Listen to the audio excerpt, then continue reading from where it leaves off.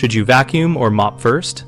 And why? Vacuum first to remove loose debris so mopping can clean the surface, not smear dirt. Start by choosing the right vacuum setting for your floor type, using a hard floor mode or turning off the brush roll for hardwood and tile to avoid scratching. Move methodically in overlapping passes so you pick up hair, grit, and larger particles that will otherwise be pushed by the mop. Inspect corners and baseboards with a nozzle attachment and clean those edges before you mop, because mops rarely reach tight spots. Mix your cleaning solution according to the manufacturer instructions, and use warm water only when safe for the floor finish to improve soil removal without damaging sealants. When mopping, work from the farthest point toward the exit so you never walk over freshly cleaned areas, and rinse your mop frequently to avoid redepositing dirt.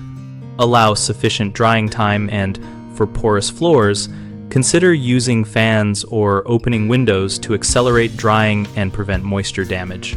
3 common mistakes are mopping before vacuuming, which drags grit into a paste that abrades finishes, using a dirty mop that redistributes grime, and using excessive water on sensitive floors, which causes warping or finish failure.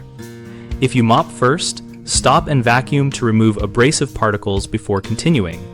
If the mop is dirty, rinse and wring it until water runs clear, or switch to a clean microfiber pad to capture soil effectively. For water-sensitive floors, use a barely damp mop or a manufacturer-approved cleaner applied with a microfiber pad to control moisture while still lifting soil.